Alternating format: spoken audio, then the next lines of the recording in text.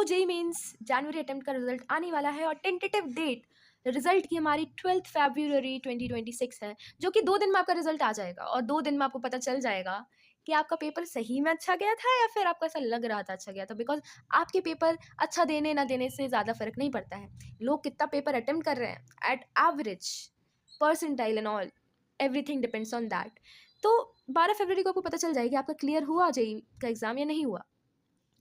और अगर नहीं हुआ, like what if the result is not as expected, then we have some options, right? क्योंकि एक दरवाज़ा बंद होता है तो 100 खुलते हैं। तो अगर आपका एग्ज़ाम नहीं होता है क्लियर, तो we have many options right here.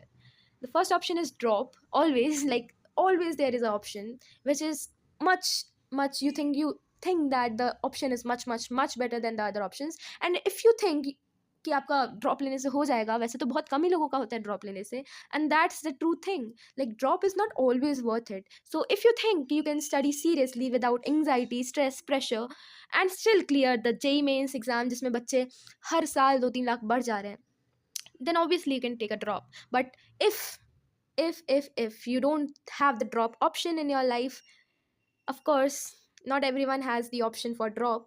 You can give the further exams like the IAT exam, that is ICER aptitude test, which is conducted usually around May to June, and it gives admission to prestigious institutes like ICERs that are 7 in total. Like there are Pune, Behrampur, Bhopal, Kolkata.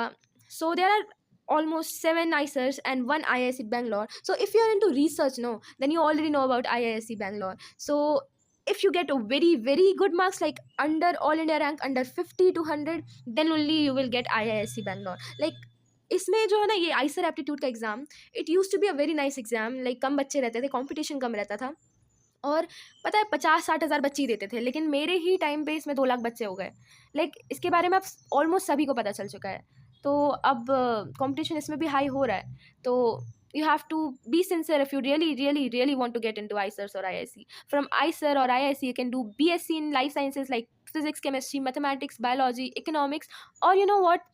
In ICER Bhopal, you have a new option of BTech in data science and computer science. So if you don't want to get into research or BSc thing, in ICER Bhopal, you can get into BTech options, okay? So the next exam we come here is NEST, that is NICER exams. Like from NEST, you can get into NICER Bhubaneswar and CEBS Mumbai. So you can check it out on their official website when these exams, but I guess these exams are usually conducted after ICER aptitude test. So you do prefer this NEST exam, but this exam level is very high. Like NEST exam is almost like JEE Advance, but you can prefer because competition is less and the paper is tough. The next exam comes as CUET UG undergrad. So from CUET you can get into central universities like DU, BHU, JNU, and all, and also some state government colleges. Like CUET से आप BSc करते हो, BTech तो मिलता नहीं है.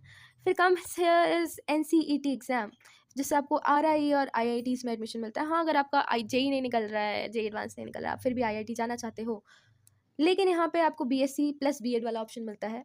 तो NCET exam अगर आप दोगे, इसमें कुछ टोटल 5 सब्जेक्ट्स रहते हैं, जिसमें से टीचिंग एप्टीट्यूड भी रहता है, क्योंकि after all the degree you will become a teacher. So आपको एग्ज़ाम में टीचिंग एप्टीट्यूड रहता है, जनरल नॉलेज रहता है, और जो आप सब्जेक्ट आप सेलेक्ट करते हो वो रहता है. तो एग्ज़ाम से आपको RI मिलता है. RI फेमस हो चुके हैं अभी बहुत सारे. मैंने भी सारे एग्ज़ाम दिए थे जितने आपको यहाँ दिख रहे हैं ना, ड्रॉप छोड़ के, कॉलेज छोड़ के यहाँ पे. तो I gave for RI Bhopal, but the cutoff went very high. Like for physics in RI Bhopal, you have to at least get 100%.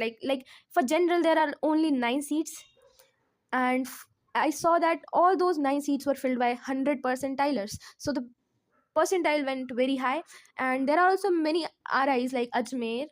You can prefer that also, and IITs also are giving these courses like BSc plus B.Ed from PCMB. Like if you don't take a drop, and अगर आपकी किस्मत अच्छी नहीं है, तो अगर आपकी ये सारे एग्ज़ाम भी नहीं निकले, तो ऑफकोर्स अगर आप ड्रॉप नहीं ले सकते हो तो आप एक कॉलेज ज्वाइन करोगे. और कॉलेज आप नॉर्मल स्टेट काउंसलिंग से डोमिसाइल लगा के कोई ना कोई तो कॉलेज मिल ही जाएगा. तो आप 2 कॉलेज ले सकते हो, या तो गवर्नमेंट या तो प्राइवेट. आई विल प्रेफर कि आप गवर्नमेंट कॉलेज ही लो, because government college has an aura. Like government college after all is a government college, and no private college can compare to it.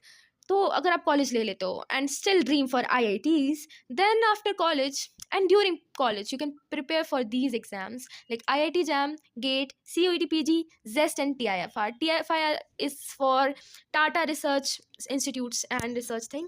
So अगर आपको IIT जाना है और higher studies के लिए, मास्टर्स या इंटीग्रेटेड PhD के लिए, तो आपके पास ये सारे एग्जाम्स के ऑप्शन है, जिसमें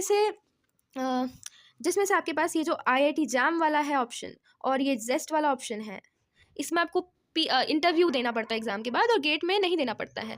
और COT PG से भी सेंट्रल यूनिवर्सिटीज़ मिलती है, IIT JAM से आपको IIT मिलता है, IISc मिलता है, गेट से भी आपको IIT IIScs सारे एग्जाम्स आप दे सकते हो, और अपने फर्दर स्टडीज़ को IIT से या फिर IISc से या फिर आइसर से आप कंडक्ट करवा सकते हो।